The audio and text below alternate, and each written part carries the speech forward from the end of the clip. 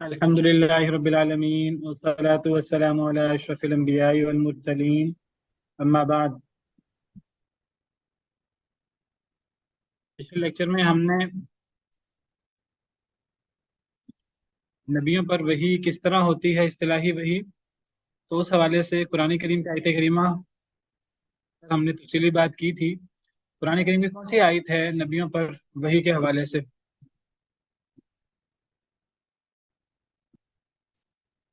उस आयत करीमा में अल्लाह ताला ने वही के कितने तरीके बयान किए हैं? आप में से किसी को वाहिद याद हो? ये वो वराउल हिजाब वाली आयत है। जी जी.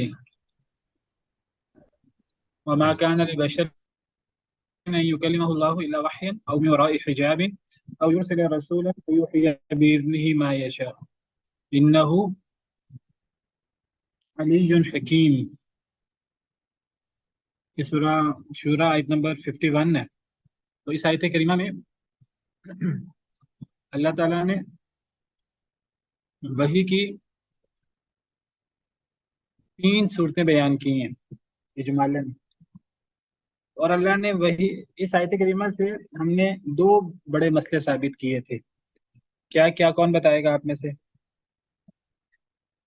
وَمَا كَانَ لِبَشَرٍ أَن يُكَلِّمَهُ اللَّهُ إِلَّا وَحْيًا أَوْ مِن وَرَاءِ حِجَابٍ أَوْ يُرْسِلَ رَسُولًا فَيُوحِيَ بِإِذْنِهِ مَا يَشَاءُ.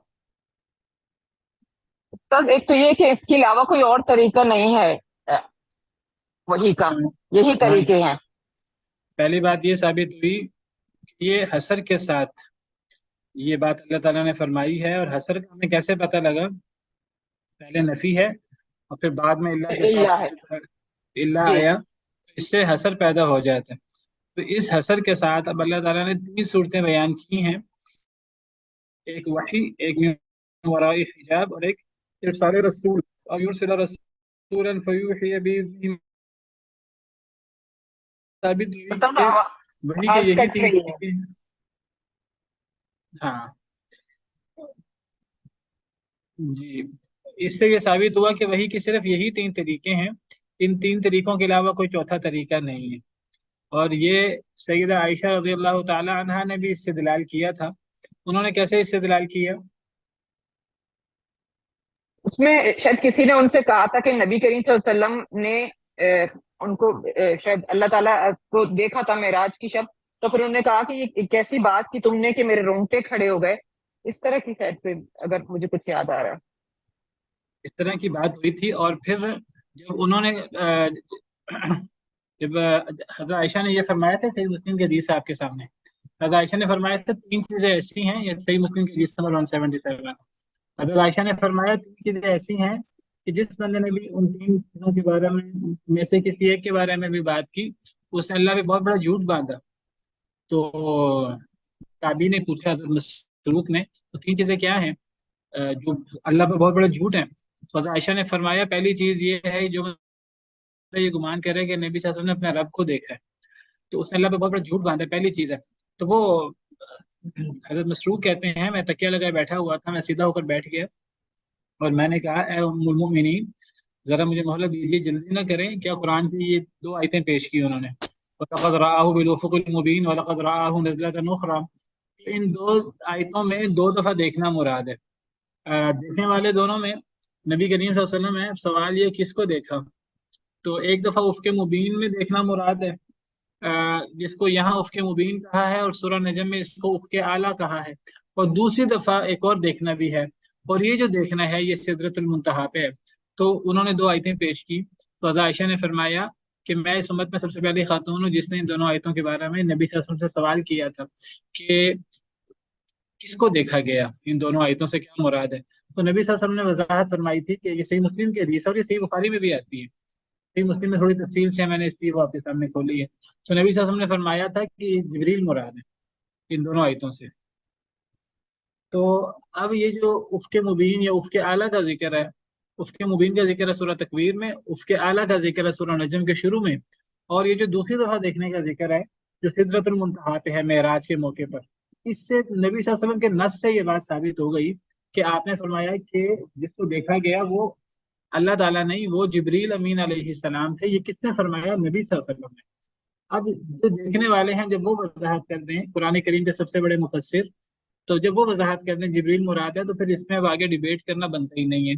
دوسری بات حضرت عائشہ نے جو استدلال کیا، انہوں نے دیکھیے 2 آیتیں پیش کی، لا تدرکہ الابصار، اس آیت کو چھوڑ دیں ایک دفعہ۔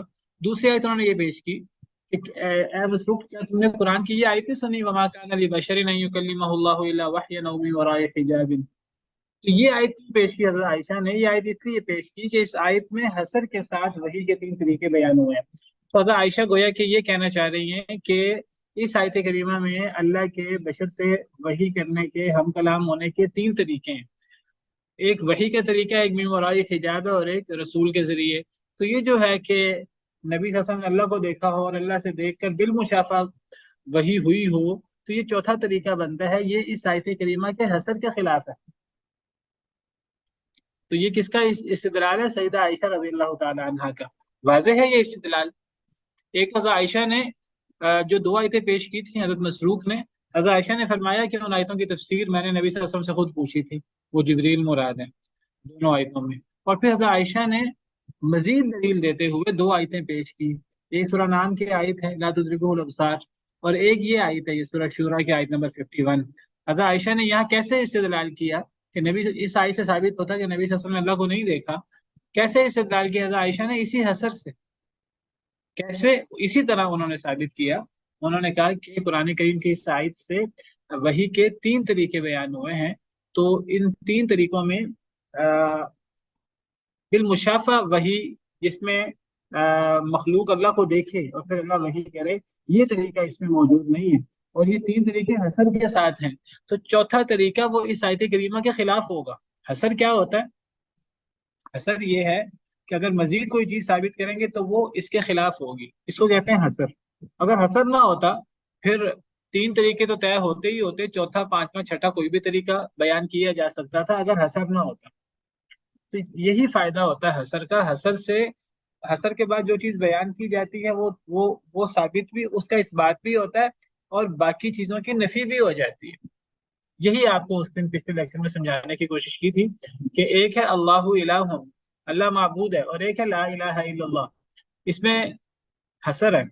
تو اب اللہ الہ اور لا الہ الا اللہ، ان دونوں میں اللہ کے معبود ہونے کا اس بات تو ہے، اللہ الہ میں بھی اللہ کے معبود ہونے کا اس بات ہے، اور لا الہ الا اللہ میں بھی اللہ کے علاوہ کوئی معبود نہیں، اس میں بھی اللہ کے معبود ہونے کا اس بات ہے۔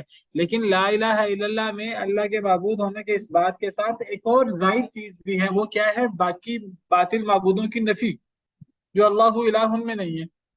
یہی استدلال سیدہ عائشہ نے کیا ہے رضی اللہ تعالیٰ عنہ نے۔ واضح ہے یہ استدلال؟ جی استاذ۔ دوسری بات جو اس آیت کریمہ سے ہم نے ثابت کی تھی، وہ کیا ثابت کی تھی؟ جی، تو پھر دوسری بات اس آیت کریمہ سے کیا ثابت ہوتی ہے؟ استاذ آپ نے ایک یہ بتایا تھا کہ جو قرآن نازل ہوا ہے وہ ملائکہ کے ذریعے، یعنی سیدنا جبریل کے ذریعے نازل ہوا ہے، تو جو باقی 2 صورتیں ہیں، وہ جو وحی کی 2 صورتیں، اس میں جو ہے نا جو حدیث ہے وہ ہے، کیونکہ قرآن تو سارا جبریل کے اس میں نازل ہوا ہے نبی کریم صلی اللہ علیہ وسلم کے اوپر۔ ٹھیک ہے، یہ میں نے آپ کو الگ بات بتائی تھی۔ اس آیت سے 2 طریقے سے جو دوسری بات ثابت ہوتی ہے، ایک تو یہ بات ثابت ہوتی ہے کہ اللہ کے بشر سے وحی کرنے کے 3 ہی طریقے ہیں، چوتھا طریقہ نہیں ہے۔ اور ان 3 طریقوں میں سب سے افضل طریقہ وہ ہے من وراء حجاب والا۔ اور میں نے آپ کو یہ بتایا تھا کہ 3 طریقوں میں جو تیسرا طریقہ ہے، او یرسل رسولا فیحیی باذنہ ما یشاء، اس طریقے سے قرآن نازل ہوا سارا کا سارا، جس کے دلائل کیا ہیں؟ وَإِنَّهُ لَتَنزِيلُ رَبِّ الْعَالَمِينَ نَزَلَ بِهِ الرُّوحُ الْأَمِينُ عَلَى قَلْبِكَ، سورہ شعراء میں۔ بے شک یہ قرآن رب العالمین کی طرف سے نازل کرتا ہے، نزل به الروح الامین، اسے روح الامین لے کر اترے ہیں، علی قلبک، آپ کے قلب اطہر پر۔ اس سے پتہ لگتا ہے قرآن سارے کا سارا روح الامین لے کر اترے ہیں۔ اسی طرح سورہ بقرہ میں موجود ہے قل من کان عدوا لجبریل فإنه نزله على قلبك، کہہ دیجیے جو بھی جبریل کے دشمن ہے تو وہ جان لے کہ جبریل تو وہ جبریل القدس فرشتے ہیں جنہوں نے قرآن کو آپ کے قلب پر نازل کیا ہے باذن اللہ، اللہ کے اذن سے، اللہ کی اجازت سے۔ تو قرآن سارا کا سارا جبریل کے واسطے سے آیا ہے۔ اسی طرح سورہ تکویر میں بھی ہے، قسمیں کھا کھا کر اللہ نے فرمایا انہ لقول رسول کریم۔ تو یہاں لقول رسول کریم سے مراد کون ہے؟ یہ معزز رسول کا قول ہے، سیدنا جبریل۔ سیدنا جبریل۔ تو قرآن سارے کا سارا حضرت جبریل کے واسطے سے آیا ہے۔ تو یہ استاد جو اب ایک بات یاد آ رہی تھی کہ ورا حجاب سے آپ نے کہا تھا کہ جب اس میں یہ ذکر ہے اور یہ سب سے افضل شکل ہے وہی کی، تو اس کا مطلب ہے کہ بغیر حجاب کے تو نبی صلی اللہ علیہ وسلم نے پھر دیکھا ہی نہیں ہے، کیونکہ اس میں یہ جو صورتیں ذکر ہوئی ہیں اس کا مطلب ہے کہ جو کہتے ہیں کہ نبی صلی اللہ علیہ وسلم نے اللہ تعالیٰ کو یا کسی بھی رسول نے یا کسی بھی نبی نے دیکھا ہے، تو ایسا ممکن نہیں، کیونکہ ورا حجاب جب افضل ترین شکل ہے تو اس کا مطلب ہے بغیر حجاب کے تو دیکھا ہی نہیں ہے، اور نور کا جی حال۔ جی یہی بات تو میں نے پچھلے لیکچر میں تفصیل سے بیان کی تھی۔ یہ اصل میں یہ بات ثابت ہوتی ہے حسر سے، کہ یہ تین ہی صورتیں ہیں، ان تین صورتوں میں سب سے افضل صورت میں مراد یہ حجاب ہے۔ وکلم اللہ موسیٰ تکلیما، اللہ نے موسیٰ علیہ السلام سے کلام کیا، اور یہ حضرت موسیٰ علیہ السلام کی بہت بڑی فضیلت ہے۔ تو چوتھی صورت نہیں ہے وحی کی، تو چوتھی صورت کیا بن سکتی ہے؟ وہ بن سکتی ہے بغیر حجاب، یعنی کسی مخلوق اللہ کو دیکھنا اور پھر اللہ اس سے گفتگو کریں، یہ چوتھی صورت بنتی ہے۔ یہ اس آیت کریمہ کی روح سے، یہ اس آیت کریمہ کے حسر کے خلاف ہے۔ تو یہ ہم نے پڑھا تھا۔ ایک پوائنٹ میں نے بیان کیا تھا، ابھی تک آپ میں سے کسی نے بیان نہیں کیا، جو اس آیت کریمہ سے باقاعدہ ثابت ہوتا ہے۔ آپ نے ہاں کہا تھا کہ کسی بندے کے لائق نہیں ہے، بشر کے لائق نہیں کہ وہ اللہ تعالیٰ سے کلام کرے، بلکہ اللہ تعالیٰ جس کو چن لے تو اس سے وہ، جس کو وہ چاہے اس سے وہ کلام کر سکتے ہاں یہ پوائنٹ میں نے بیان کیا تھا، یہ پہلے جملے سے شاباش۔ وما کان لبشر ان یکلمہ اللہ، کسی بشر کے لائق نہیں، ان یکلمہ اللہ کا کیا ترجمہ ہے صحیح؟ یہ کہ وہ اللہ سے کہ کلام کرے، کہ اللہ اس سے کلام کرے؟ اللہ اس سے کہ کلام اللہ اس سے کلام کرے۔ اللہ اس سے کلام کرے۔ اصل میں بعض لوگ سمجھتے ہیں کہ وحی میں بشر بھی اللہ سے کلام کر سکتا ہے، یہ بات صحیح نہیں ہے۔ بشر اللہ سے کلام نہیں کر سکتا، یعنی جب بشر چاہے تو وہ اللہ سے رابطے کے ذریعہ کھل جائے، کال ملا لے، ایسا نہیں ہو سکتا کہ وحی شروع ہو جائے۔ بشر وحی شروع نہیں کرتا، بشر وحی اللہ کی طرف سے شروع ہوتی ہے۔ وحی میں اللہ کی طرف سے کلام ہوتا ہے بشر سے، نہ کہ بشر کی طرف سے کلام ہوتا ہے اللہ سے۔ بشر کا کلام کرنا چاہے اللہ سے تو وہ دعا ہوتی ہے، وہ اللہ سے التجا ہوتی ہے، وہ وحی نہیں ہوتی۔ وحی کیا ہے؟ وحی یہ ہے کہ اللہ کلام کرتے ہیں، اللہ کی طرف سے وہ ہوتی ہے۔ جی یہ بات یاد رکھیے، دو مین پوائنٹ ہیں اس آیت کریمہ میں، ایک کلام اللہ کی طرف سے ہوتا ہے، بشر کی طرف سے نہیں ہوتا، اور دوسرا کہ تین طریقے اس آیت کریمہ میں، چوتھا طریقہ وہ اس حسر کے خلاف ہے۔ چلیں آگے چلتے ہیں۔ تو اس آیت کریمہ میں تین طریقے سے وحی کے، اگر ہم احادیث مبارکہ میں جائیں تو احادیث مبارکہ میں وحی کے 7 طریقوں کا ذکر ہے تفصیل میں۔ بعض لوگوں نے 8ویں طریقے کا بھی ذکر کیا ہے۔ تو 7 طریقے کون سے ہیں وحی کے؟ وہ 7 طریقے ان 3 طریقوں میں آتے ہیں، کوئی ان 3 طریقوں سے باہر نہیں ہو سکتے، کیونکہ یہ 3 طریقے حسر کے ساتھ اللہ نے بیان کیے۔ تو اب وہ 7 طریقے وہ انہی 3 طریقوں کی تفصیل ہے، اس میں کوئی طریقہ بھی واضح طور پر ان 3 طریقوں کے علاوہ نہیں ہوگا، وہ 7 طریقے انہی طریقوں میں شامل ہوں گے۔ امام ابن قیم رحمہ اللہ کا میں قول آپ کے سامنے نقل کرتا ہوں، دیگر علماء نے بھی اس پہ بات کی ہے۔ امام ابن قیم رحمہ اللہ نے زاد المعاد، ان کی کتاب ہے سیرت کے اوپر، سیرت بھی ہے اس میں اور کئی علوم ہیں اس میں۔ امام ابن قیم کی جو بڑی بڑی اہم کتابیں ہیں، ان کتابوں میں ایک اہم ترین کتاب زاد المعاد ہے، زاد المعاد فی ہدی خیر العباد۔ اس میں انہوں نے وحی کے تفصیلی طریقے بیان کیے ہیں۔ تو کہتے ہیں کہ اللہ تعالیٰ نے جو نبیوں کو وحی کی ہے تو وہ کئی طریقوں سے کی ہے۔ سب سے پہلے وحی کا طریقہ کیا ہے؟ الرؤیا الصادقہ، سچے خواب۔ وکان مبدأ وحیہ، اور نبی صلی اللہ علیہ وسلم کو وحی کی ابتدا انہی سے ہوئی تھی، سچے خواب۔ وکان لا یرا رؤیا الا جاءت مثل فلق الصبح، آپ کوئی خواب نہیں دیکھتے تھے مگر وہ خواب ایسے پورا ہو جاتا جیسے اگلے دن پو پھٹتی ہے، جیسے رات کے بعد दिन का निकलना तकरीबन यकीनी है। इसी तरह आप कोई ख्वाब देखते थे तो वो ख्वाब जिस तरह रात के बाद सुबह का होना यकीनी है, इस तरह यकीनी तौर पे वो ख्वाब पूरा हो जाता था, सच्चे ख्वाब आप देखते थे। तो और इसके बारे में तफसील से मैं बात कर चुका हूँ कि नबियों के ख्वाब वही होते हैं। नब, नबी ख्वाब देखकर नबी जो नबी ख्वाब देखे वो वही होते हैं अल्लाह की। नबी दावे से कह सकता है कि मैंने ख्वाब देखा है और मुझे अल्लाह ने ख्वाब में ये हुक्म दिया, वो अल्लाह का हुक्म होता है। ये ये तीन तरीके हैं आयत करीमा में, उसमें से किस तरीके में आएगा ये? वमा कान लिबशरिन अन युकल्लिमहुल्लाहु इल्ला वहयन। तीन तरीके हैं ना। एक पहले तरीका वाले एक तरीका हुआ वहयन, दूसरा तरीका हुआ मिन वराइ हिजाबिन,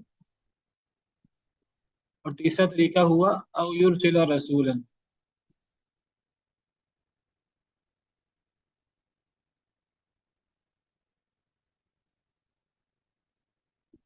उस्ताद सवाल रिपीट कर लें, आवाज कट गई थी हमारी तरफ। मेरा सवाल ये है कि ये जो ख्वाब का तरीका है ये किस में आएगा? इस आयत करीमा में जो तीन तरीके बयान हुए हैं इसमें से किस तरीके ये में आएगा? पहले तरीके में आएगा उस्ताद मोहतरम, पहले का वाहियन। जो वही है। में आएगा, ठीक है। अच्छा जी, दूसरी दूसरा तरीका इमाम इब्न क़य्यिम फरमाते हैं, दूसरा तरीका ये मा युल्क़ीहिल मलकु फ़ी रौइही व क़ल्बिही मिन ग़ैरि अन यराहु। जो फरिश्ता डाले उसके दिल में, नबी के दिल में, नबी उसको देख ना रहा हो फरिश्ते को। जैसे कि हदीस मुबारक में है, नबी सल्लल्लाहु अलैहि वसल्लम ने फरमाया इन्न रूहल कुदुसी नफ़स फ़ी रौई अन्नहु लन तमूत नफ्सुन हत्ता तस्तकमिला रिज़्क़हा। रूहुल कुदुस ने मेरे दिल में ये बात फूंकी, यानी मेरे दिल में ये बात डाली, अन्नहु लन तमूत नफ्सुन हत्ता तस्तकमिला रिज़्क़हा, कि उस वक्त तक कोई शख्स मर नहीं सकता जब तक कि अपना रिस्क मुकम्मल ना करे। अल्लाह, ये तो अब नबी सल्लल्लाहु अलैहि वसल्लम ने हदीस बयान की हजरत जिब्रील के वास्ते से कि हजरत जिब्रील ने मेरे दिल में ये बात डाली। फिर नबी सल्लल्लाहु अलैहि वसल्लम फरमाते हैं, इस हदीस मुबारक से इस्तेदलाल करते हुए आपका फरमाना भी वही है। आप फरमाते हैं फत्तकुल्लाह व अजमिलू फित तलब, यानी हजरत जिब्रील ने जो आपको इल्हाम किया उसमें क्या था कि हम मौत से डरते हैं और हम कहते हैं मौत आ जाएगी, मौत हमारे पीछे लगी है, हम मौत से भागते हैं। लेकिन हमें ये नहीं पता कि जितना हम मौत से भागते हैं, जितना हम मौत को यकीनी समझते हैं, तो रिस्क भी आना उतना ही यकीनी है। हम रिस्क के बारे में परेशान रहते हैं, हालांकि जिस तरह मौत यकीनी है उसी तरह रिस्क भी यकीनी है, बल्कि रिस्क मौत से ज़्यादा यकीनी इसलिए है कि जब तक रिस्क मुकम्मल ना हो उस वक्त तक मौत नहीं आ सकती। तो पहले रिस्क मिलेगा जो अल्लाह ने लिखा है, फिर मौत आएगी। तो मौत की तरह रिस्क भी यकीनी है। आपने ये बात फरमाई, फिर आपने समझाया अपनी उम्मत को, दावत आपने उनको ये तरबियत की कि अल्लाह से डरो और कोई चीज तलब करने में अजमिलू फित तलब। अजमिलू फित तलब का माना क्या है, कौन बयान करेगा आप में से? अभी हमारे यहाँ नमाज होने वाली है, नमाज के बाद इंशाल्लाह हम आधा घंटा क्लास करेंगे। हमारा ना 15 मिनट का वक्फा होगा। अजमिलू फित तलब का माना क्या है?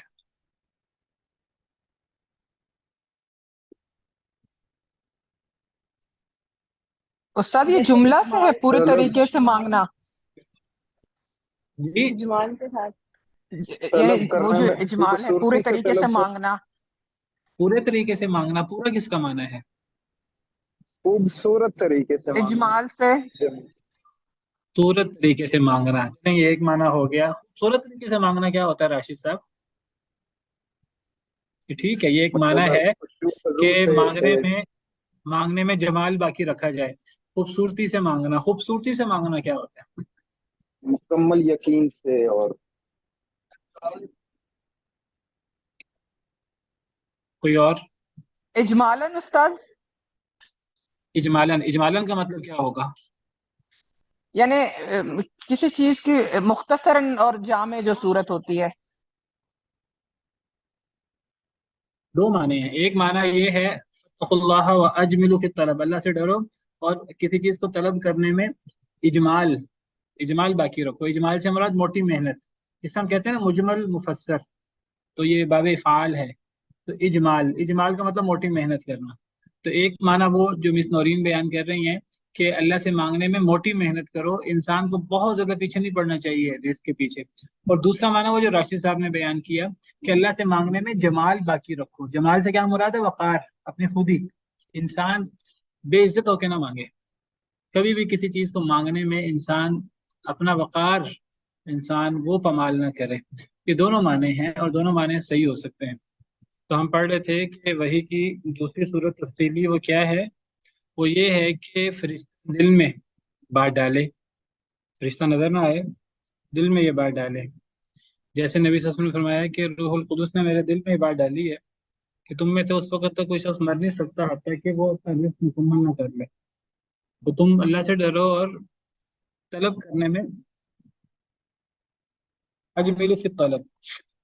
تو اجملو کا معنی یا تو یہ ہے کہ موٹی محنت کرو، یا اس کا معنی یہ ہے کہ خوبصورتی کے ساتھ طلب کرو، یعنی طلب کرنے میں وقار باقی رکھو، اپنا خوبصورتی باقی رکھو، جمال باقی رکھو. مانگنے میں انسان کی توہین نہ ہو. تو اپنی خودی، اپنا وقار، اپنی عزت، وہ جس طرح ایک بڑے شخص کی عزت ہوتی ہے جو عہدے میں بڑا ہو، مال و دولت میں، اسٹیٹس میں بڑا ہو، اس طرح اگر کوئی شخص ظاہری طور پر اس کے پاس مال و دولت زیادہ نہیں ہے یا عہدے میں اتنا بڑا نہیں ہے، اس کا بھی ایک وقار ہوتا ہے، ایک خودی ہوتی ہے، اور اس کو بڑا پاس کرنا چاہیے، اس کا دھیان کرنا چاہیے. اور صرف رزق کی تلاش میں، جو رزق اس کو مل ہی جانا ہے، اگر اس طریقے سے نہیں ملے گا کسی اور طریقے سے مل جائے گا، کیونکہ اس کے مرنے سے پہلے اللہ نے اس کا رزق مکمل کرنا ہے. تو جو چیز طے شدہ ہے اس کے لیے پھر اپنی عزت کو ضرور ہم نے مٹی میں ملانا ہے، اس کے لیے ضرور ہم نے ذلت کا سامنا کرنا ہے. دوسری بات ہے موٹی محنت کرنی ہے. موٹی محنت سے مراد یہ ہے کہ یہ نہیں کہ انسان سمجھے کہ میں جتنی محنت کروں گا تو اتنا ہی رزق ملے گا. اگر 12 گھنٹے کمانے سے رزق پورا نہیں پڑتا تو مجھے 16 گھنٹے 18 گھنٹے کمانا چاہیے. نہیں، ایک موٹی محنت کرنی چاہیے. اصل میں انسان کا کام ہے کوشش کرنا، نتائج اللہ کے ہاتھ میں ہے. انسان کو نتیجہ اللہ پہ چھوڑ دینا چاہیے، اور انسان کو ایک موٹی محنت کرنی چاہیے، اور انسان کو اپنی اصل توجہ، اپنے اصل مقصد زندگی جو دین کا غلبہ ہے، جہاد، جس کو دین کا غلبہ کہتے ہیں، دین کی دعوت دینا دوسروں کو، خود بھی دین پر عمل کرنا اور دوسروں کو بھی دین کی دعوت دینا، اور اس کے لیے آزمائشیں برداشت کرنا، اس پر توجہ دینی چاہیے. یا اللہ کی عبادت پر توجہ دینی چاہیے، اور یہ نہ سمجھے عبادت کے لیے، نماز کے لیے وقت نکالوں گا، قرآن سیکھنے سکھانے کے لیے وقت نکالوں گا تو حالات بڑے تنگ ہیں آج کل تو رزق میں کمی ہو جائے گی. نہیں، رزق کے لیے انسان موٹی محنت کرے. اللہ تھوڑی محنت پر زیادہ نتیجہ دے سکتا ہے. ان اللہ یبسط الرزق لمن یشاء ویقدر. اللہ رزق کو پھیلاتے ہیں جس کے لیے چاہتے ہیں، رزق کو تنگ کر دیتے ہیں. یہ کوئی 2+2=4 والا فارمولا نہیں ہے. 8 گھنٹے محنت کرو گے تو 50,000 مل جائے گا، 12 گھنٹے محنت کرو گے تو 90,000 یا لاکھ روپے مل جائے گا. یہ کوئی ایسے 2+2=4 والا فارمولا نہیں.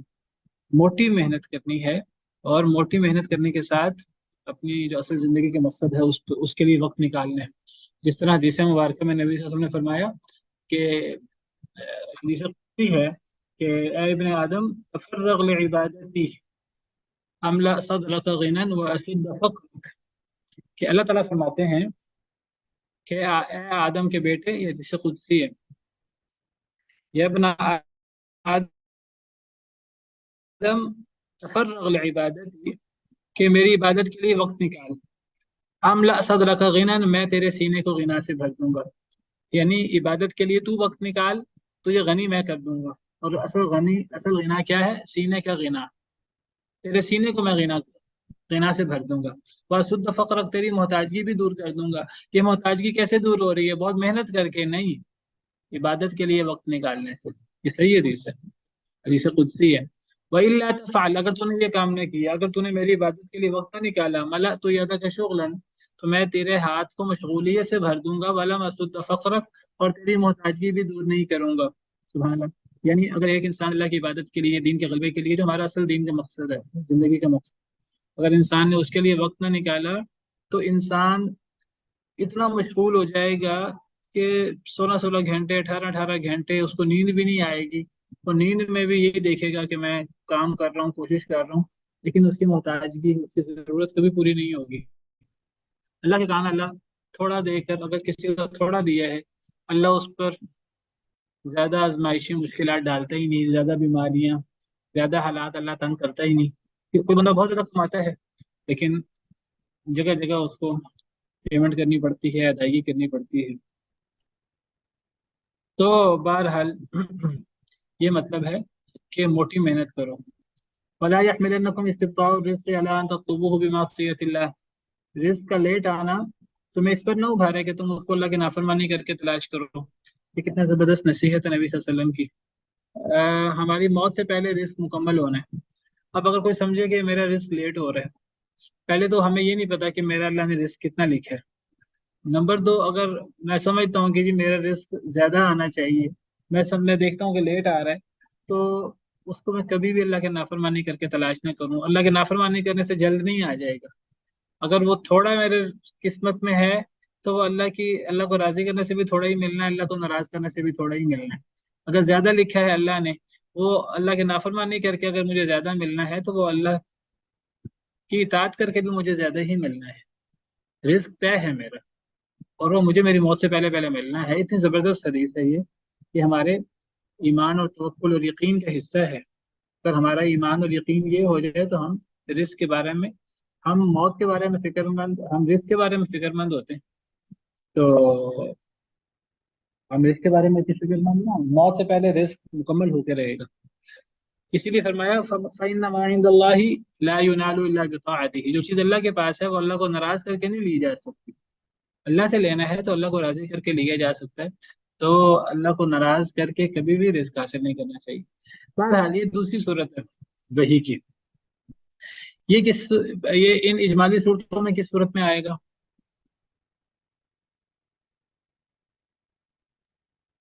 یہ تیسرے والی میں آئے گا نا، یہ تیسرے میں، اور یرسل رسولا، یہ تیسرے میں آ گیا کیونکہ اس میں فرشتے کا ذکر ہے کہ فرشتہ جو ہے نا وہ ڈالتا ہے۔ بعض احادیث میں ہے ان روح القدس نفث فی روعی، اور بعض احادیث میں ہے القی فی روعی، بعض احادیث میں یہ الفاظ بھی ہیں القی فی روعی۔ استاد لیکن یہاں پہ ایک سوال آ رہا ہے کہ جو ہم نے یہ بات کی تھی کہ قرآن جو ہے نا وہ سارے تیسری صورت میں نازل ہوئی، تو کیا اس صورت میں حدیثیں بھی اس صورت میں آ سکتی ہیں یا صرف اوپر کی دو صورتوں میں؟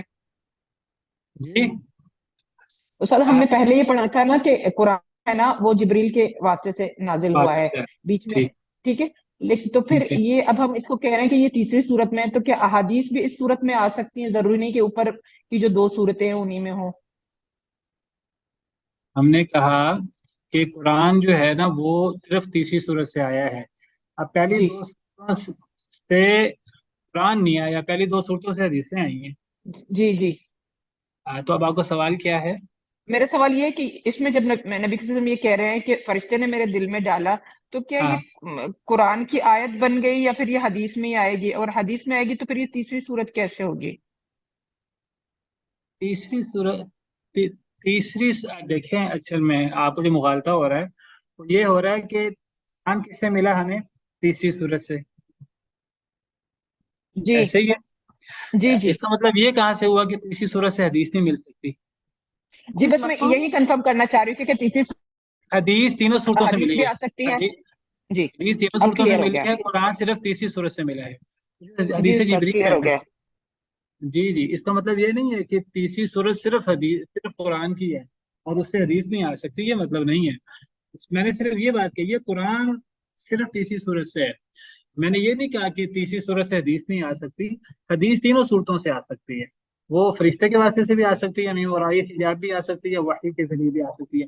قرآن صرف فرشتے کے واسطے سے آتا ہے، اور یہ بات میں نے کیوں کہی، اس کے دلائل موجود ہیں کہ قرآن سارے کا سارا جبریل کے واسطے سے آیا۔ تو یہ تیسری صورت، یہ حدیث ہے، یہ قرآن کی آیت نہیں ہے۔ لن تموت نفس حتی تستکمل رزقها فاتقوا اللہ، یہ قرآن کی آیت تو نہیں، کوئی بھی اس کو قرآن کی آیت نہیں کہتے۔ جی استاد تو میں یہ اسی لیے چاہ رہی تھی کہ اس کو کنفرم کر دوں کہ تیسری صورت میں بھی حدیث نازل ہوئی جی ہیں. جی بالکل ہو سکتی ہے حدیث جبریل، اور کئی حدیثیں ہیں جس میں فرشتے نے آ کر وحی کی نبی صلی اللہ علیہ وسلم کو. حدیثیں دونوں طریقوں سے آتی ہیں، قرآن صرف تیسرے طریقے سے آتا ہے. ٹھیک ہے. یہ القی فی روعی بعض حدیث کے الفاظ ہیں، تو اگر القی فی روعی ہو تو یہ پھر پہلی صورت میں آ جائے گا. اور اگر وہ ہو کہ ان جبریل القا فی روعی یا ان روح القدس نفث فی روعی، تو پھر یہ تیسری صورت میں آئے گا. ٹھیک ہے. اچھا تیسری صورت کیا ہے؟ امام ابن قیم فرماتے ہیں تیسری صورت ہے انہ صلی اللہ علیہ وسلم کان یتمثل له الملک رجلا فیخاطبه حتى یعی عنه ما یقول له، کہ فرشتہ انسانی صورت میں آئے، فرشتہ آپ کو مخاطب کرے اور آپ پھر یاد کر لیں فرشتے سے جو فرشتہ کہہ رہا ہے. وفی هذه المرتبة كان يراه الصحابة احيانا، یہ جو وحی کی صورت ہے اس میں کبھی کبھی فرشتے صحابہ بھی فرشتے کو دیکھ لیتے تھے. تیسری صورت کیا ہے وحی کی تفصیلی صورتوں میں سے؟ تیسری صورت یہ ہے کہ کبھی کبھی فرشتہ انسانی صورت میں آتا تھا، اور پھر فرشتہ بھی انسان تھا، نبی وہ انسانی صورت میں آتا، نبی صلی اللہ علیہ وسلم بھی انسانی صورت میں ہوتے، آپ ہیں ہی انسان. تو پھر فرشتہ آپ سے مخاطب ہوتا، آپ کو کوئی چیز سکھاتا، کوئی چیز آپ پر پڑھتا، آپ اس کو یاد کر لیتے. یہ جو صورت ہے جس میں فرشتہ انسانی شکل میں آتا تھا، اس صورت میں کبھی کبھی صحابہ بھی فرشتے کو دیکھ لیتے. جیسے حدیث جبریل ہے. حدیث جبریل میں، حدیث جبریل کون سی حدیث ہے؟ سیدنا عمر بن خطاب سے جو روایت ہے نا، جو مشہور حدیث ہے نا، ایک ایمان شخص اسلام ایمان شدید اور احسان البیاض. والے. جی جی جی، جس میں وہ قیامت کی نشانیوں کا ذکر ہے، تو وہ اسلام ایمان اور احسان والی جو مشہور حدیث ہے، تو اس میں جبریل انسانی شکل میں آئے تھے. جب جبریل انسانی شکل میں آتے تھے تو زیادہ تر کس صحابی کی شکل میں آتے تھے؟ دہیہ کلبی. حضرت دحیہ کلبی بڑے خوبصورت صحابی، بڑے باوقار صحابی تھے، وجیح، ان کی شکل میں آیا کرتے تھے. ہمیشہ نہیں، کبھی کبھی. اب یہ جو حدیث جبریل میں سے جبریل آئے تھے تو ان کو کسی نے بھی نہیں پہچانا، گویا کہ تب وہ حضرت دحیہ کلبی کی شکل میں بھی نہیں تھے، کسی اور شکل میں تھے، انسانی شکل میں، انہیں کوئی پہچانتا نہیں تھا. لیکن اب یہی صحابہ کرام تعجب میں تھے کہ اس کو پہچانتا بھی کوئی نہیں ہے، یہ ہمارے علاقے کے نہیں ہے، اور سفر کے اثرات بھی نہیں ہیں، نہ کپڑے گرد آلود ہیں، سفید دودھ سفید کپڑے، اور بال سیاہ، کالے سیاہ، بالوں پر کوئی گھٹا مٹی کے اثرات نہیں ہیں، بال جو ہیں وہ خوبصورت کنگھی کی صورت میں. تو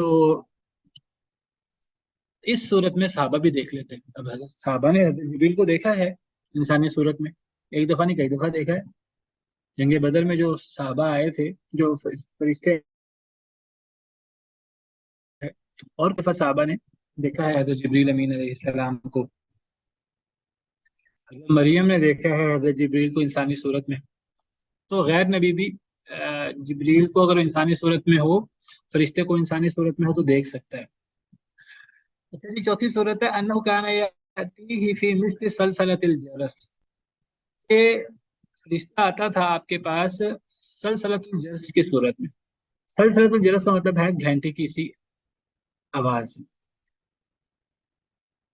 یعنی فرشتہ آتا تھا تو آپ کو گھنٹی کی سی آواز سنائی دیتی تھی. وکان اشدہ علیہ، اور وہی کی یہ صورت آپ پر سب سے شدید تھی. یہ چوتھی صورت بیان ہوئی ہے نا. فتلبس به الملک، تو فرشتہ آپ سے خلط ملط ہوتا.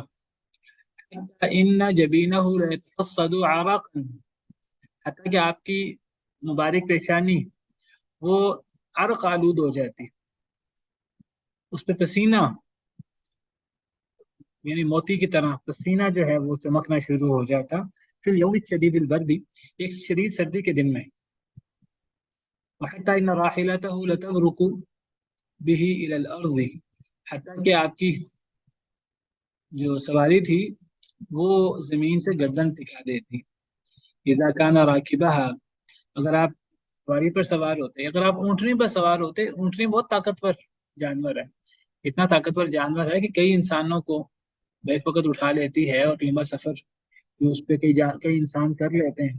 لیکن جب نبی صلی اللہ علیہ وسلم پر وحی آتی تھی اس صورت میں، سلسلۃ الجرس کی صورت میں، یہ آپ پر شدید ترین ہوتی تھی، اتنی شدید ہوتی تھی آپ پر کہ سخت سردی کے دن میں آپ کو پسینہ آ جاتا تھا، ماتھے مبارک پر پسینے کے قطرے نمودار ہو جاتے تھے.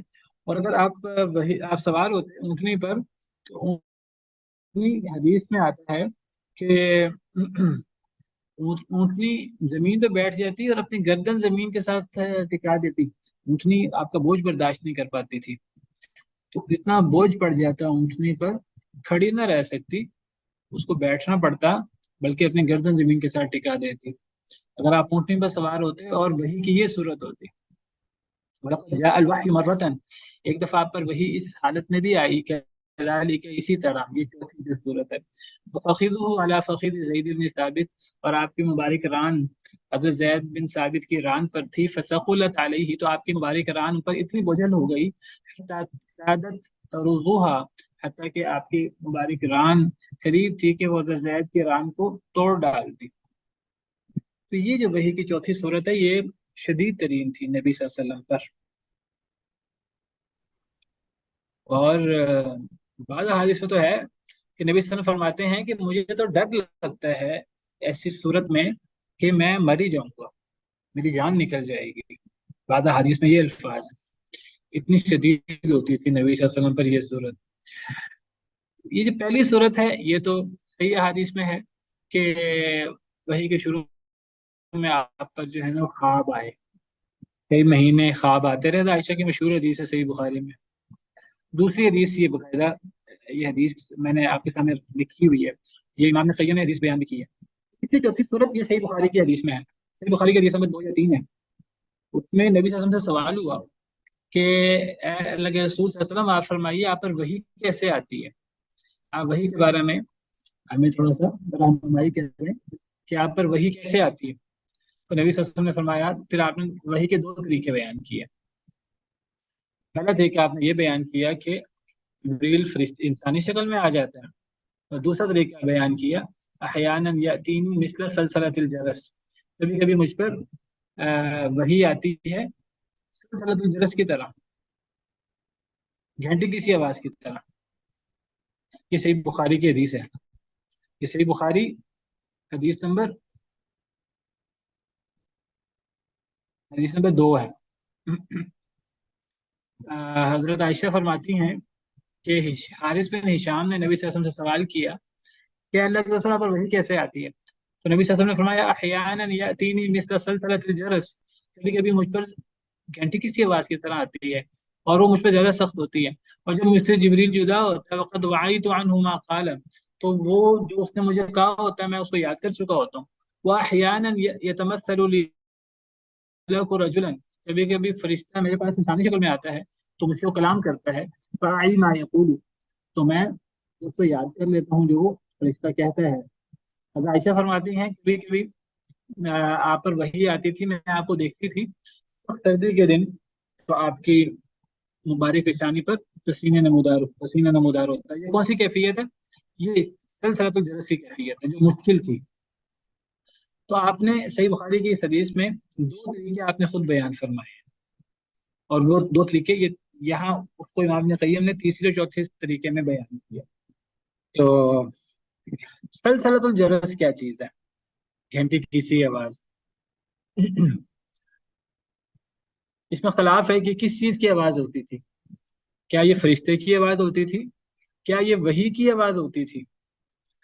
تو زیادہ تر علماء کی رائے یہ ہے کہ یہ اصل میں گھنٹی کی آواز نہیں ہے. گھنٹی کی آواز تو ویسے میوزک میں آتی ہے، اور جائز بھی نہیں ہے. علماء کا کہنا یہ ہے کہ یہ جو اس کو گھنٹی سے تشبیہ دی گئی ہے تو اس کو بجنے کے اعتبار سے گھنٹی سے تشبیہ نہیں دی گئی، جرس گھنٹی کو کہتے ہیں. اور کہتے ہیں اصل میں گھنٹی جب بجتی ہے تو اس میں ایک تسلسل ہوتا ہے آواز کے اندر، اتار چڑھاؤ کم ہوتا ہے تو وہ ایک تسلسل ہوتا ہے. تو اصل میں اس میں تسلسل مراد، اس تسلسل کو تشبیہ دی گئی ہے. اللہ بہتر جانتے ہیں. وہ وہی اس طرح مسلسل آتی ہے جیسے گھنٹی جب بجتی ہے تو مسلسل بجتی جاتی ہے. تو زیادہ تر علماء کی رائے یہ ہے کہ یہاں سلسلۃ الجرس سے مراد یہ ہے. اب یہ آواز کس چیز کی ہوتی تھی؟ क्या ये फरिश्तों की आवाज़ होती थी, क्या ये वही के साथ इसका ताल्लुक होता था, अल्लाह को बेहतर पता है। लेकिन ये सलसलतुल जरस का जिक्र जब अल्लाह ताला फरिश्तों से खिताब करते हैं, बाद हदीस में अल्लाह के फरिश्तों से खिताब का जिक्र है, वहाँ भी सलसलतुल जरस का जिक्र है। बल्कि वहाँ सलसलतुल जरस और सलसलतुल जरस के साथ ये भी जिक्र है कि वो ऐसे होता है जैसे चटियल पत्थर पर जंजीर के सीटी जाए, उसको इस तरह करके तशबीह दी गई है, सिलसिलती अला सफ़वान, इस तरह करके ना हदीस के अल्फाज हैं।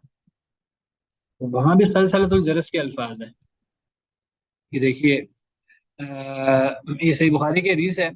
हज़रत अबू हुरैरा कहते हैं, नबी सल्लल्लाहु अलैहि वसल्लम से रवायत करते हुए, जब अल्लाह ताला आसमान में किसी काम का फैसला करते हैं तो फरिश्ते अपने पर मारते हैं अल्लाह के फरमान के सामने आजिज़ी का इजहार करते हुए, कस्सिलसिलति अला सफ़वान, जैसे कि चटियल पत्थर पर जंजीर की आवाज़ होती है। यहाँ तो सिर्फ चटियल पत्थर पर जंजीर की आवाज़ है। बाद अहादीस में सलसलतुल जरस के लफ्ज़ भी हैं और उसके साथ ये अल्फाज भी हैं। बहरहाल ये जो आवाज़ है, ये असल में घंटी की सी आवाज़, घंटी के साथ इसको तशबीह दी हुई है इसके तसलसल की बिना पर, वल्लाहु आलम। अच्छा, और ये नबी सल्लल्लाहु अलैहि वसल्लम पर मुश्किल तरीन वही होती थी जब ये कैफियत होती थी। ये देखिए, ये हदीस है सही इब्न हिब्बान की। नबी सल्लल्लाहु अलैहि वसल्लम फरमाते हैं, इन्नल्लाह इज़ा तकल्लम बिल वही समिअ अहलुस समाई लिस समाई सलसलतन कजर्रि सिलसिलति अला सफ़ा। जब अल्लाह वही के साथ कलाम फरमाते हैं तो आसमान वाले आसमान के लिए घंटी की सी आवाज़ सुनते हैं जैसे कि जंजीर घिसटने की आवाज़ होती है अला सफ़ा, साफ पत्थर पर। तो बहरहाल ये गोया कि इसमें उलमा ने ख्तिलाफ किया कि फरिश्तों की आवाज़ होती थी कि ये वही के साथ इसका ताल्लुक है। तो उलमा कहते हैं इसका ताल्लुक वही के साथ है, ये वही की सिफत है, ना कि फरिश्तों की कोई बोलने की या फरिश्तों के साथ इसका ताल्लुक है। वल्लाहु आलम, अल्लाह बेहतर जानते हैं। जितना जितना अहादीस में आता है उतना उतना हम इसको बयान कर सकते हैं। तो वैसे ये गैबी उमूर में से है। तो ये जो तीसरी सूरत है, ये जो आयत में सूरत में से किस सूरत में आती है? फरिश्ता इंसानी सूरत में आए और फरिश्ता बात करे, और तीसरी सूरत में तीसरी सूरत में, ठीक है। चौथी सूरत जो है ये किस में आती है?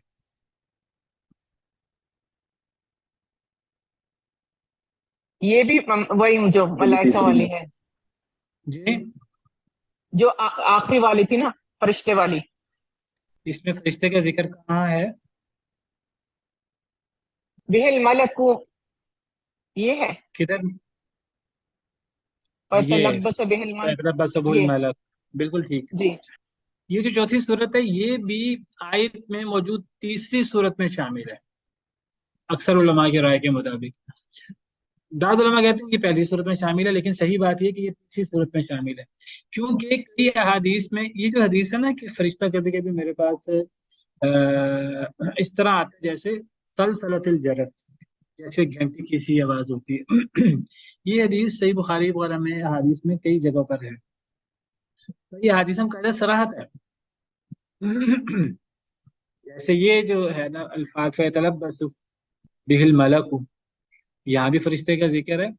ये हदीस में बाकायदा इसी तरह अन्नू काना याती ही कभी कभी। अब और देखें जो सही बुखारी की हदीस मैंने खोली थी आपके सामने, ये देखिए,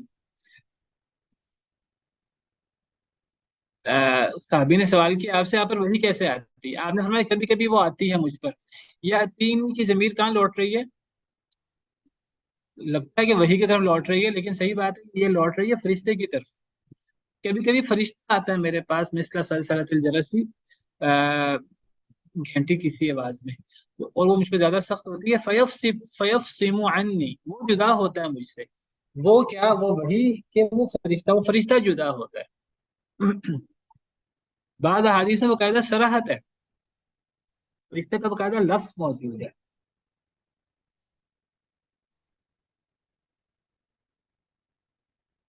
मलक का बाकायदा लफ्ज मौजूद है सलसलतुल जरस की हदीस में।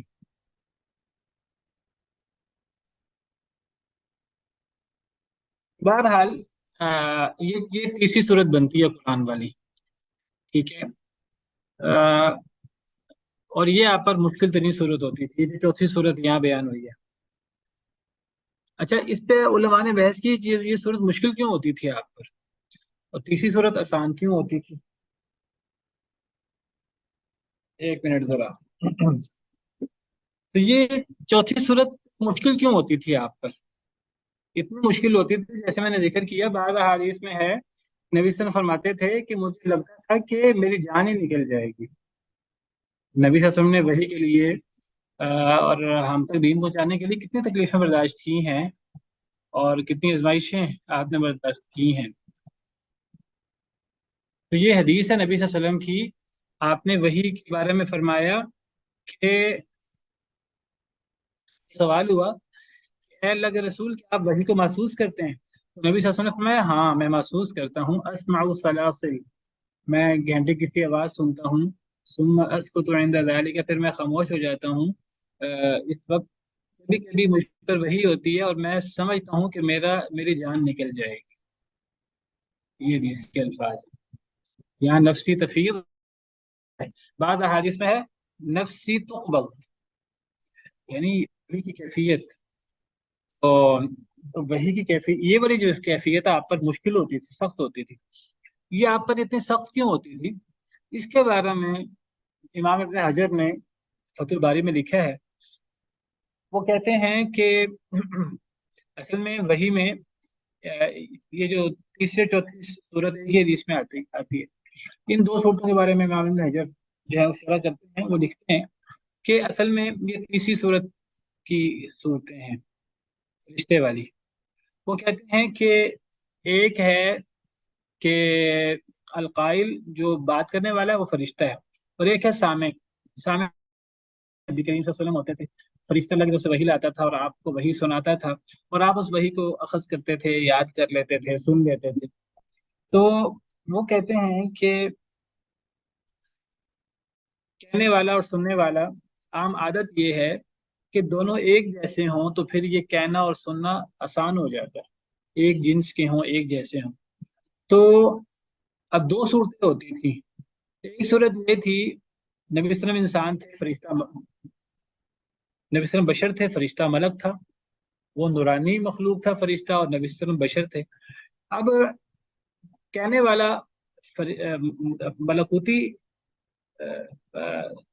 यानी नूरानी वजूद रखता है, और सुनने वाला बशरी वजूद रखता है।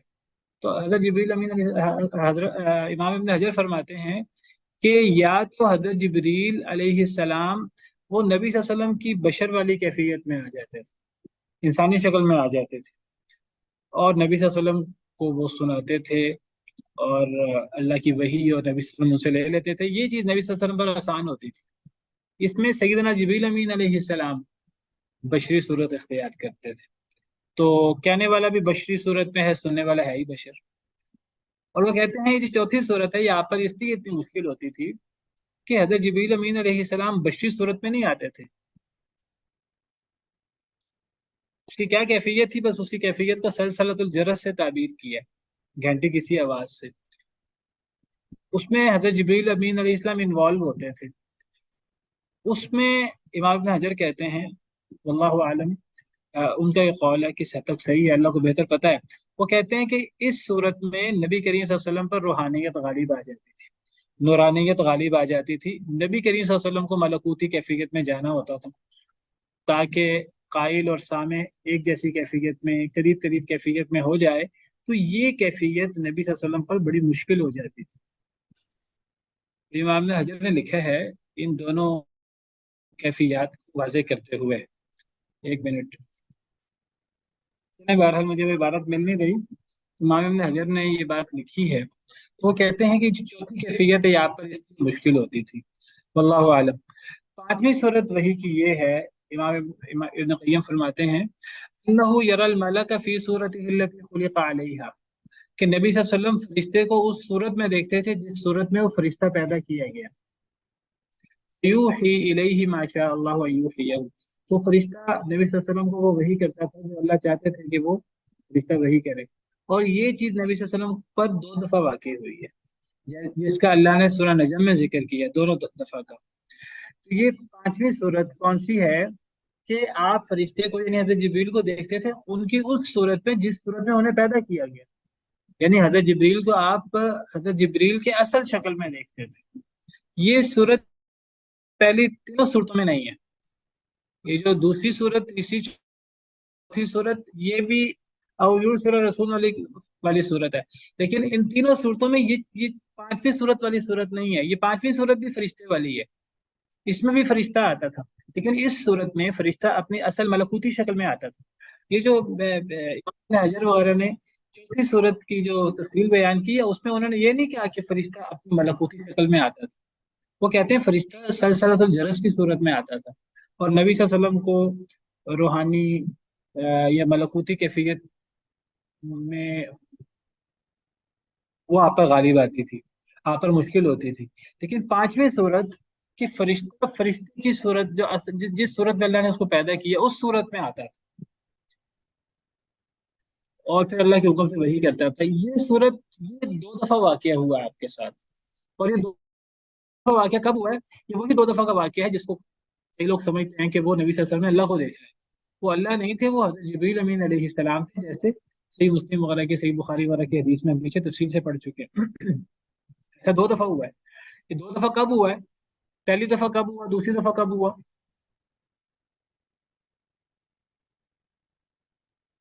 سدرۃ المنتہا کے وقت.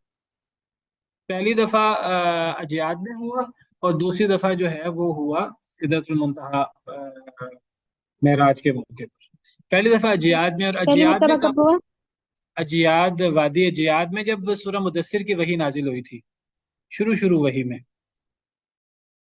اس میں قرآن میں ہے کہ وَلَقَدْ رَآهُ بِالْأُفُقِ الْمُبِينِ یا وَهُوَ بِالْأُفُقِ الْأَعْلَىٰ, اس سے مراد وہ اجیاد والا واقعہ ہے, وہ جو شروع کی وحی ہے سورہ مدثر کی, جس میں حضرت جبریل کو نبی صلی اللہ علیہ وسلم نے زمین و آسمان کے درمیان ایک کرسی پر یا بعض حدیث میں ایک تخت پر بیٹھے دیکھا تھا, اور حضرت جبریل کے 600 پر تھے. ایک وہ واقعہ ہے, وہ وادی اجیاد میں آپ تھے, آپ غار حرا سے اترے تھے, وادی اجیاد میں آپ آئے تھے, تو آپ کو آواز آئی اوپر سے, آپ نے اوپر دیکھا تو آپ کو حضرت جبریل اپنی اصل شکل میں نظر آئے تھے. پھر حضرت جبریل قریب آئے اور قریب آ کر انہوں نے آپ کو وحی کی. تو وہ جو قرآن میں فکان قاب قوسین او ادنی فاوحی الی عبده ما اوحی, اس سے یہ والا واقعہ مراد ہے, اور سورہ تکویر میں بھی یہ والا واقعہ مراد ہے, اجیاد والا. یہ شروع دور کی بات ہے. اور دوسری دفعہ نبی صلی اللہ علیہ وسلم نے دیکھا تھا سدرۃ المنتہا کے پاس معراج کے موقع پر. چھٹا جو وحی ہے وہ ہے ما اوحاہ اللہ وهو فوق السماوات لیلۃ المعراج من فرض الصلاۃ وغیرها. چھٹی صورت ہے کہ جو اللہ نے وحی کی آپ کو, اور آپ آسمانوں پر تھے معراج کی رات جب نمازیں فرض ہوئی. یہ چھٹی صورت ہے وحی کی. اس صورت میں یہ قرآن کی صورتوں میں سے کون سی صورت بنتی ہے؟ دوسری. یہ دوسری صورت بنتی ہے, ورائی حجاب. اس صورت میں فرشتہ انوالو نہیں ہے, تو یہ دوسری صورت بنتی ہے ورائی حجاب. ما اوحاہ اللہ وهو فوق السماوات, کیونکہ حضرت جبریل پیچھے رک گئے تھے اور نبی صلی اللہ علیہ وسلم آگے تشریف لے گئے تھے, لیکن نبی صلی اللہ علیہ وسلم کو اللہ کی وحی ہوئی ہے من ورائی حجاب ہوئی ہے آسمانوں پر, اور اس میں اللہ نے نمازیں فرض کی تھی. وہ جو اللہ نے 50 نمازیں فرض کی, نبی صلی اللہ علیہ وسلم واپس آئے اور حضرت موسیٰ سے بات چیت, حضرت موسیٰ نے کہا کیا فرض ہوا ہے, وہ ساری تفصیل احادیث میں ہے, وہ ساری یہی تفصیل ہے, اس میں جبریل انوالو نہیں ہے. تو وہ من وراء حجاب والی صورت ہے. 7ویں صورت کون سی ہے؟ کلام اللہ لہ منہ الیہ بلا واسطۃ ملک. تک آپ سے کلام ہونا اللہ کی طرف سے آپ کی طرف فرشتے کے واسطے کے بغیر. ما کلم اللہ, کلام اللہ لہ سے مراد اللہ کا بشر سے کلام کرنا, فرشتے کے واسطے کے بغیر. جیسے کہ اللہ نے موسیٰ بن عمران سے کلام کیا, تو یہ صورت حضرت موسیٰ کے لیے قرآن کے نص سے ثابت ہے, اور نبی صلی اللہ علیہ وسلم کے لیے یہ صورت ثابت ہے, جیسے اسراء اور معراج کی حدیثوں میں ہے. تو یہ چھٹی اور 7ویں صورتیں, دونوں صورتیں یہ من وراء حجاب ہیں. ان دونوں صورتوں میں فرق کیا ہے؟ بعض علماء کہتے ہیں کہ امام ابن قیم نے یہ 2 صورتیں بنا دی, یہ ایک ہی صورت بنانی چاہیے تھی. یہ دو صورتیں کیوں بنائیں؟ یہ تو ایک ہی صورت تھی. کیونکہ چھٹی حضرت محمد صلی اللہ علیہ وسلم کے ساتھ خاص ہے اور ساتویں عام ہے۔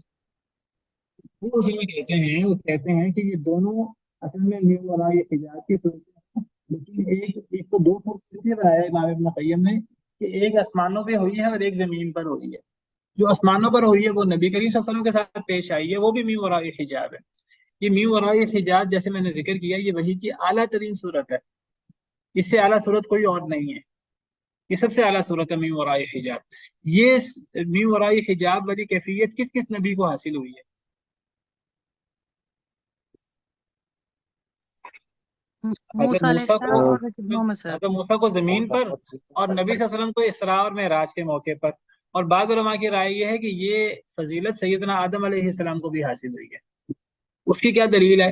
وہ کہتے ہیں کہ نبی صلی اللہ علیہ وسلم سے سوال ہوا کہ نبی کان آدم، کیا آدم نبی تھے؟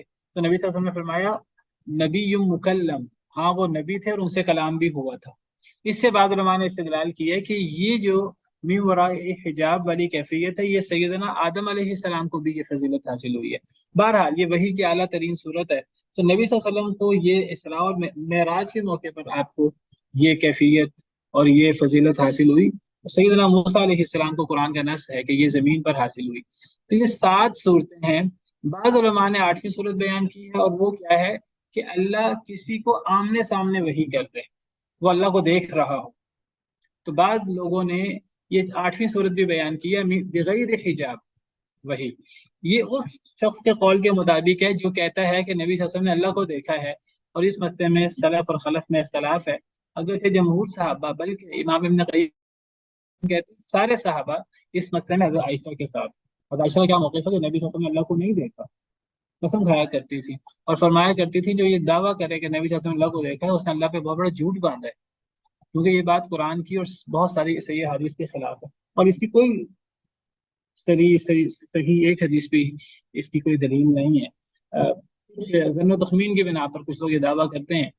جمہور صحابہ بلکہ سارے صحابہ اس مسئلے میں حضرت عائشہ کے ساتھ ہیں، اور امام دارمی نے اس مسئلے پہ کتاب لکھی ہے، پوری کتاب الرؤیا اللہ کو دیکھنے کے بارے میں۔ اس میں انہوں نے صحابہ کرام کا اجماع نقل کیا ہے کہ صحابہ کرام کا اجماع ہے کہ نبی صلی اللہ علیہ وسلم نے اللہ کو نہیں دیکھا۔ زیادہ سے زیادہ سیدنا ابن عباس ان کا قول ہے کہ نبی صلی اللہ علیہ وسلم نے اللہ کو دل سے دیکھا ہے۔ دل سے دیکھنا ایک الگ چیز ہے۔ ما کذب الفؤاد ما رأى کی تفسیر میں امام حضرت ابن عباس نے لکھا۔ باقی سب صحابہ اس بات کے قائل ہیں کہ نبی صلی اللہ علیہ وسلم نے اللہ کو نہیں دیکھا۔ تو بعض لوگوں نے امام احمد بن حنبل سے منسوب ہے یا بعض تابعین سے منسوب ہے کہ انہوں نے کہا کہ نبی صلی اللہ علیہ وسلم نے اللہ کو دیکھا ہے اور آپ کو یہ والی کیفیت اور یہ والی وحی کی صورت حاصل ہوئی ہے، لیکن یہ قرآن کریم کی آیات کے بھی خلاف ہے اور اس کی کوئی دو ٹوک دلیل نہیں ہے۔ تو بعض نے 8ویں جو صورت بیان کی ہے وہ صحیح نہیں ہے۔ جمہور صحابہ بلکہ صحابہ اجماعی طور پر اس بات کے قائل ہے کہ نبی صلی اللہ علیہ وسلم نے اللہ کو نہیں دیکھا۔ واللہ تعالی عالم۔ اسی پر بس کرتے ہیں، وقت اوپر ہو گیا ہے۔ سبحان ربک رب العزت جی ایک سوال بس کرنا تھا کہ جب جمہور صحابہ کا اس پہ اتفاق ہے کہ نہیں دیکھا، تو کیا یہ چیز اسی دور میں یہ بات آئی تھی کہ نہیں دیکھا، اختلاف اسی دور میں، یا بہت بعد میں ہوا یہ اختلاف کہ نہیں دیکھا ہے؟ تابعین میں بعض تابعین احبار ایک تابعی ہیں، وہ اسرائیلیات سے روایت کرتے ہیں، ان کی رائے ہے کہ نبی صلی اللہ علیہ وسلم وہ کہتے ہیں جب موسیٰ کو 2 دفعہ اللہ کا کلام کا شرف حاصل ہوا ہے تو نبی صلی اللہ علیہ وسلم کو 2 دفعہ اللہ کو دیکھنے کا شرف حاصل ہوا ہے۔ یہ کعب احبار یہ بات کہہ رہے ہیں، اس کی دلیل کیا ہے؟ اس کی دلیل موجود نہیں ہے۔ امام احمد بن حنبل کی طرف منسوب کیا جاتا ہے۔ ابھی نسبت امام نے تیمیہ نے تو بڑی شدت سے نفی کی، کہتے ہیں امام احمد بن حنبل سے یہ بات ثابت نہیں ہے۔ وہ کہتے ہیں امام احمد بن حنبل سے جو ثابت ہے وہ کہتے ہیں کہ نبی صلی اللہ علیہ وسلم نے اللہ کو دیکھا ہے۔ امام احمد بن حنبل قول حضرت ابن عباس والا ہے، امام ابن تیمیہ نے لمبی اس پہ بحث کی ہے۔ وہ کہتے ہیں کہ امام احمد بن حنبل قول حضرت ابن عباس والا ہے۔ بعض جگہ پر امام احمد کہتے ہیں نبی صلی اللہ علیہ وسلم نے اللہ کو دل سے دیکھا ہے، بعض جگہ مطلقاً کہتے ہیں نبی صلی اللہ علیہ وسلم نے اللہ کو دیکھا ہے۔ کسی ایک جگہ پر بھی امام احمد نے یہ بات نہیں فرمائی کہ نبی صلی اللہ علیہ وسلم نے اللہ کو اپنی آنکھوں سے دیکھا ہے دنیا میں۔ یہ بات امام احمد بن حنبل سے کہیں بھی ثابت نہیں ہے، نہ یہ بات سیدنا ابن عباس سے کہیں بھی ثابت ہے۔ سیدنا ابن عباس سے بھی یہ بات ثابت ہے کہ نبی صلی اللہ علیہ وسلم نے اللہ کو دیکھا ہے، لیکن بسند صحیح، لیکن اس میں وہ دل کی آنکھوں سے دیکھنے کی بات کرتے ہیں۔ جزاک اللہ خیرن استاذ. تو بہرحال اس میں لمبی بحث ہے اللہ کو دیکھنے کے بارے میں. اس میں کچھ میں نے اشارہ کیا ہے پچھلے لیکچر میں بھی، آج بھی کچھ واضح کرنے کی کوشش کی ہے. وقت ہمارا اس کلاس کا بہت ہی کم ہے. میں چاہتا ہوں کہ میں اب آپ کو اور چیزیں پڑھاؤں جو قرآن کے حوالے سے بطور خاص ہیں. تو یہ وحی کے حوالے سے کچھ چیزیں تھیں، میں نے آپ کے سامنے وہ ذکر کرنے کی کوشش کی ہے. تو باقی تفصیلات ہیں وہ انشاءاللہ آپ مزید اسٹڈی کریں گے تو آپ کو کافی کچھ چیزیں ملیں گی. تو بہرحال دیکھیے جو بھی چیز ہے وہ دلائل کے ساتھ ثابت ہوتی ہے، دلائل کے بغیر کوئی چیز ثابت نہیں ہوتی. اور میں نے آپ کو بتایا ہے کہ ایک ہے اللہ کو دیکھنا آخرت میں. اس میں علماء کا اجماع ہے اہل سنہ والجماع کا کہ مسلمان اللہ کو دیکھیں گے. اس میں کوئی خلاف نہیں ہے، یہ قرآن سے بھی ثابت ہے اور یہ صحیح احادیث مبارکہ سے بھی ثابت ہے، صحیح بخاری صحیح مسلم کے احادیث سے، کہ تم اللہ کو ایسے دیکھو گے جیسے تم سورج کو دیکھتے ہو یا جیسے تم 14ویں کے چاند کو دیکھتے ہو. تو قیامت میں اللہ کو دیکھنا. معتزلہ اس کے منکر ہے، معتزلہ دنیا اور آخرت دونوں میں اللہ کو دیکھنے کے منکر ہے. اہل سنہ والجماع کہتے ہیں آخرت میں، اہل سنہ والجماع کا اجماع ہے کہ مومن اللہ کو آخرت میں دیکھیں گے جنت جمعے کے دن. دنیا میں اللہ کو دیکھنا ممکن ہے کہ نہیں؟ تو صحابہ کرام کا اجماع ہے کہ دنیا میں کوئی شخص اللہ کو نہیں دیکھ سکتا، نہ کسی نے دیکھا ہے، کسی انسان نے، کسی مخلوق نے اللہ کو نہیں دیکھا، نہ کسی نبی نے، نہ کسی ولی نے سر کی آنکھوں سے نہیں دیکھا جاگتے ہوئے. جہاں تک خواب میں دیکھنے کی بات ہے اللہ کو تو وہ ثابت ہے، وہ نبی صلی اللہ علیہ وسلم نے دیکھا ہے خواب میں.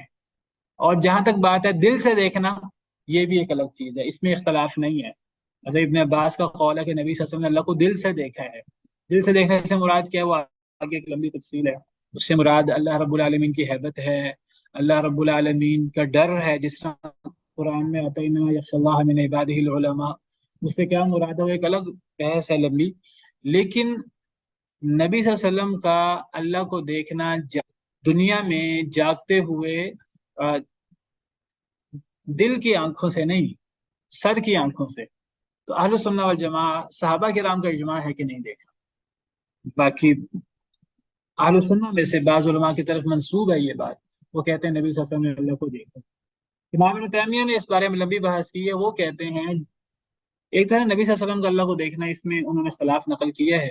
وہ کہتے ہیں کہ اگر کوئی شخص یہ دعویٰ کرے نبیوں کے علاوہ کسی نبی کے کسی شخص کے بارے میں کہ اس نے دنیا میں اللہ کو دیکھا ہے، وہ کہتے ہیں کہ یہ نبوت کے دعوے سے بڑا دعویٰ ہے. کوئی شخص یہ دعویٰ کرے کہ اس نے اللہ کو دیکھا ہے، یہ نبوت کے دعوے سے بڑا دعویٰ ہے. اور اس کی دلیل بھی دیتے ہیں قرآن سے. وہ کہتے ہیں قرآن میں موجود ہے یہ بات کہ یسألوک اہل الکتاب ان تنزل علیہم کتابا من السماء، کہ اہل کتاب آپ سے سوال کرتے ہیں کہ آپ اہل کتاب پر بھی یہ کتاب نازل کریں آسمان سے، پھر وہ آپ کو نبی مان لیں گے. تو اللہ فرماتے ہیں فقد سألوا موسیٰ اکبر من ذلک فقالوا ارنا اللہ جہرا. اہل کتاب نے تو آپ سے تو یہ مطالبہ کیا کہ آپ ان پر کتاب اتاریں، اہل کتاب پر. اہل کتاب نے حضرت موسیٰ سے اس سے بڑا مطالبہ کیا تھا، اور وہ کیا تھا کہ انہوں نے حضرت موسیٰ سے کہا تھا ہمیں اللہ دکھا دے. اس سے امام احمد بن حنبل نے امام ابن تیمیہ نے ثابت کیا. وہ کہتے ہیں کسی شخص کا نبوت کا دعویٰ کرنا یہ چھوٹی بات ہے، اور کسی شخص کا یہ دعویٰ کرنا کہ اس نے اللہ کو دیکھا ہے یہ نبوت کے دعوے سے بڑا دعویٰ ہے. اور یہ اتنی خطرناک بات ہے کہ حضرت موسیٰ کے جو ساتھی تھے انہوں نے حضرت موسیٰ سے کہا ہم اللہ کو دیکھنا چاہتے ہیں. اللہ نے آسمان سے بجلی نازل کر کے سب کو تباہ و برباد کر دیا. قرآن میں موجود ہے وَإِذْ قُلْتُمْ يَا مُوسَىٰ لَن نُؤْمِنَ لَكَ حَتَّىٰ نَرَى اللَّهَ جَهْرَةً فَأَخَذَتْكُمُ الصَّاعِقَةُ وَأَنْتُمْ تَنظُرُونَ ثُمَّ بَعَثْنَاكُم مِّن بَعْدِ مَوْتِكُمْ لَعَلَّكُمْ. اسی لیے تو عائشہ نے فرمایا تھا کہ میرے تو رونگٹے کھڑے ہو رہے ہیں.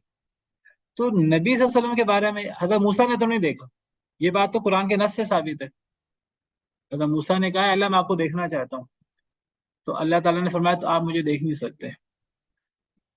اب کچھ لوگ اس میں دلائل کوئی بھی نہیں ہے لیکن ظن و تخمین ہے. کچھ لوگ کہتے ہیں نبی صلی اللہ علیہ وسلم حضرت موسیٰ سے افضل ہیں، اللہ نے نبی صلی اللہ علیہ وسلم کو یہ خاصیت دی تھی کہ آپ نے دنیا میں دیکھ لیا. دلائل اس کے دلائل کوئی بھی نہیں ہے، کوئی ایک صحابی بھی ساتھ نہیں ہے. اور جن تابعین سے یا امام احمد بن حنبل وغیرہ سے ثابت کرتے ہیں وہ چیز دو ٹوک ثابت ہی نہیں ہے ان سے. حضرت ابن عباس سے ثابت کرتے ہیں، حضرت ابن عباس سے یہ ثابت کر دیں، نصاً میں کہہ رہا ہوں، حضرت ابن عباس یہ فرمائیں کہ نبی صلی اللہ علیہ وسلم نے اللہ کو دل کی آنکھ سے دیکھا ہے، رآہ بعینہ، یہ الفاظ آپ کو نہیں ملیں گے۔ حضرت ابن عباس سے یہ ملتا ہے رآہ بفؤادہ، یہ صراحت سے ملتا ہے، صحیح مسلم کی حدیث ہے، اپنے دل سے دیکھا۔ تو یہ حضرت ابن عباس کا موقف ہے۔